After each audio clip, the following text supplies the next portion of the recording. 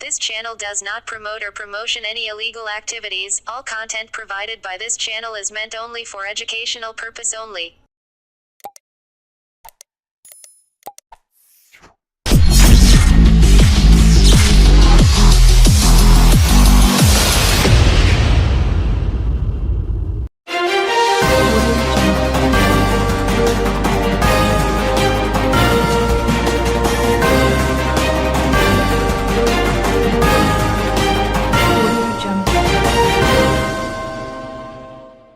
School থেকে বিতাড়িত ছাত্রকে আবার একই স্কুলে ভর্তি করা হলো আইনি হস্তক্ষেপে। চন্দননগর গোন্দলপাড়ার জুটমিল শ্রমিক মনোজ কুমার দুবের পুত্র আয়ুষ তার দিদিমার শরীর খারাপের জন্য বাবা মায়ের সাথে চলে যায় উত্তরপ্রদেশে। ১.৫ বছর বাদে ফিরে এলে নিজের স্কুল তেলিনীপাড়ার শাস্ত্রী বিদ্যালয় ছাড়াও কোনো স্কুলে ভর্তি নিতে চায়নি। বন্ধুরা স্কুলে যাচ্ছে দেখে মন খারাপ হয়ে যায় আয়ুষের। এই খবর পেয়ে Hooghly legal rights and welfare সোসাইটির সম্পাদক জ্বালা প্রসাদ মাহাতো এই ছাত্রকে নিয়ে চুঁচুড়া ডিআই অফিসে গিয়ে ডিআই ঘটনার কথা জানায় এবং আইনি পদক্ষেপ নিতে বলে। সেই মোতাবেক ডিআই শাস্ত্রী স্কুলে যোগাযোগ করে ভর্তি করে দেয়। আগের পর তো 5-এ ভর্তি হলো ক্লাস 7-এ। এই ঘটনায় খুশি ছাত্র ও খুশি শ্রমিক পরিবার সহ খুশি প্রতিবেশীরাও।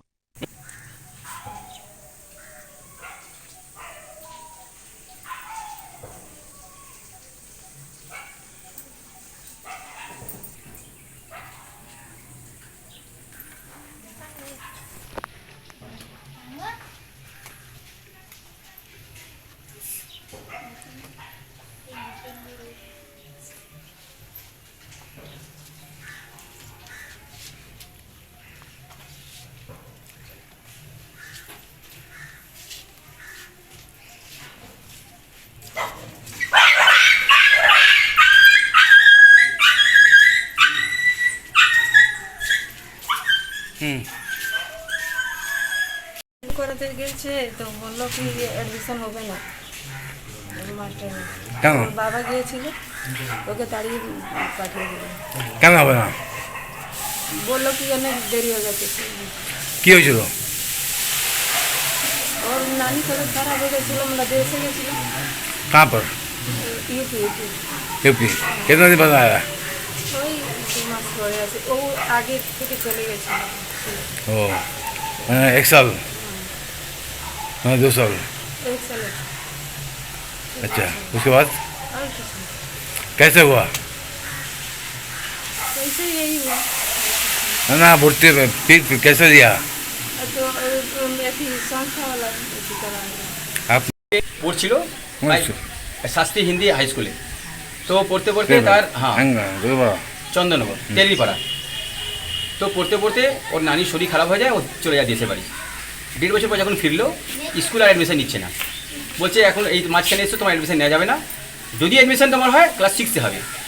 বাচ্চাটা খুব ডিস্টার্ব হয়ে গেল মেন্টালি, আমি পড়তে পারবো না, আমার কী দোষ আছে। তারপরে কি হলো যে বাচ্চার বন্ধুরা যাচ্ছে, ও দেখে দেখে খুব খারাপ লাগছে।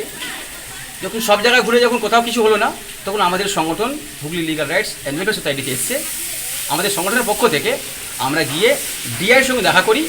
ডিআইকে রাইট টু এডুকেশন যে অ্যাক্ট রয়েছে সেই বিষয়ে আমরা বললাম যে তোর 14 বছরের নিচে যে বাচ্চা, তার এডুকেশন রাইটস রয়েছে, তাকে অ্যাডমিশন নিতে হবে। উনি আগে প্রথমে বলছেন না, এটা সম্ভব নয়।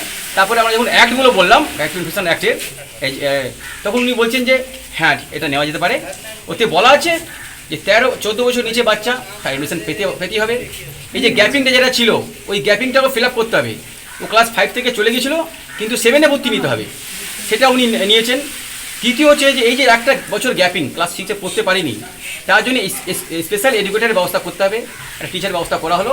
এখন বাচ্চাটি মানে এই যে স্কুলে অ্যাডমিশনটা পেয়ে গেল, ডিআই সাহেব খুব হেল্প করেছেন, অ্যাডমিশন পেয়ে গেল এবং নিজের যে ক্লাসে যার সঙ্গে পড়াশোনা করছিল ক্লাস 5-এ, তার সঙ্গে এখন যাচ্ছে। এখন এতটা ওর ভালো লাগছে, ও ভেবেছিল যে আমি আমার ক্লাস থেকে পিছিয়ে যাব, আমার মান সম্মান চলে যাবে। এখন মান সম্মান এবং মুখে হাসি, হাসি। কোন ক্লাসে ভর্তি হলো? এখন ক্লাস 7-এ ভর্তি হয়েছে, বইও পেয়ে গেছে, সমস্ত কিছু পেয়ে গেছে এবং খুব হ্যাপি যে আমি বাচ্চাটা পড়তে মানে ভালোবাসছি এখন।